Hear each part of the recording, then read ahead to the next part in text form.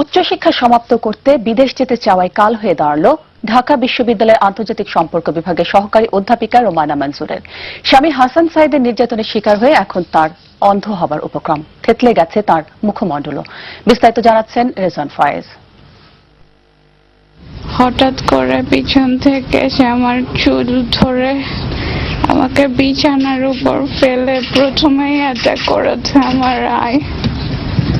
আমি ঢাকাতে গেছি, তখন আমাকে এখানে করেছে, আমি তো শক্তিতে পারি না।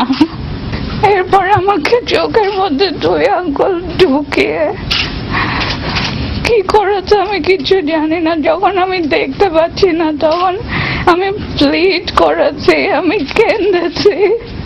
এরপর আমার নাক এখানে কামড়িয়ে তুলে ফেলেছে, আমার নাক নাই। পাষণ্ড স্বামীর অত্যাচারে এমন যন্ত্রণা নিয়ে হাসপাতালে বেডে শুয়ে আছেন ঢাকা বিশ্ববিদ্যালয়ের আন্তর্জাতিক সম্পর্ক বিভাগের সহকারী অধ্যাপিকা রোমানা মঞ্জুর। সারা শরীর রক্ত ছিল।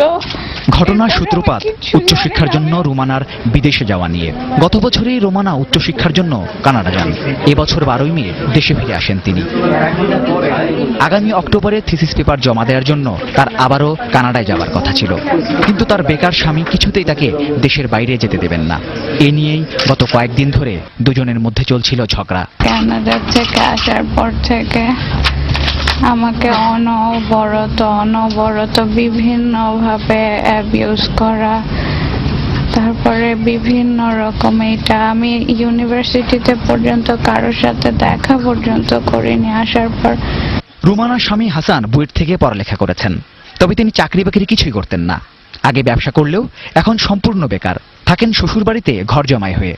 গত 5ই জুন রোমানা যেন আর বিদেশে যেতে না পারেন সে ব্যবস্থা করতেই হঠাৎ করেই হামলে পড়েন রোমানার উপর। আমি ইনসিকিউর ফিল করছি আমার বাচ্চাটার জন্য, আমার ফ্যামিলির জন্য। বিরাট হুমকি, সে আমাকে থ্রেট করে গেছে, আমাকে বাঁচতে দেবে না। ডাক্তাররা বলছেন প্রাণে বেঁচে গেলেও রোমানার চোখ দুটো বাঁচানো প্রায় অসম্ভব। এমন অবস্থায় সন্তানের জন্য সবার কাছে দোয়া চেয়েছেন রোমানার বাবা। এখন এই অবস্থায় মেয়েটা যেন আমার অন্ধন্য হয়ে না যায়, আপনাদের সবার কাছে এবং আপনাদের মারফত পুরো দেশের মানুষের কাছে আমি আমার মেয়েটা যেন চোখে ফিরে পায় সেই আবেদন করছি। আপনারা দোয়া করবেন তার জন্য। আমি আপনাদের মারফত পুরো দেশবাসীর কাছে, পুরো জনগণের কাছে আবেদন করছি, পুরো সবার কাছে আবেদন করছি যেন আপনারা এর বিচার করবেন।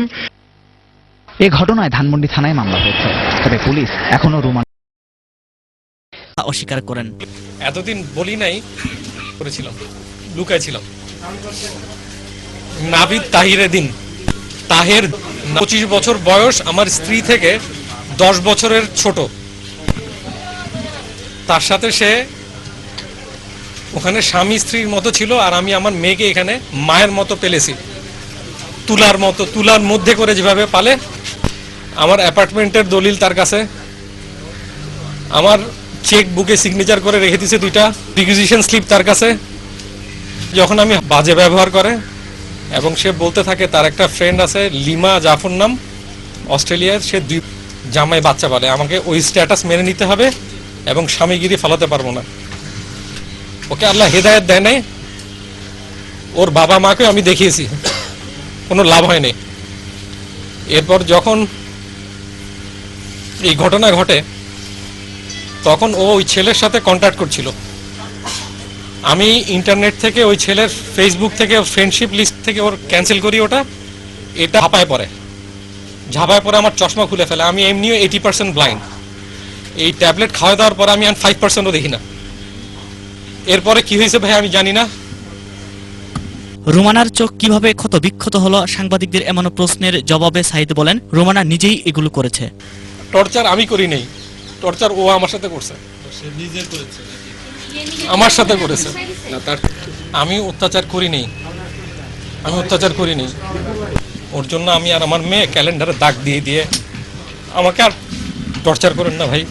আমি একেবারেই ভগ্ন প্রায়। না, সেই ইরানি, সেই কানাডায়। সে যখন ওর সাথে সম্পর্ক ছিল তখন তার অন্য মেয়ের সাথে সম্পর্ক ছিল। আপনি জানতেন কিভাবে? ওর মেইলে আপনারা চেক করে দেখেন, তাহলে বুঝতে পারবেন।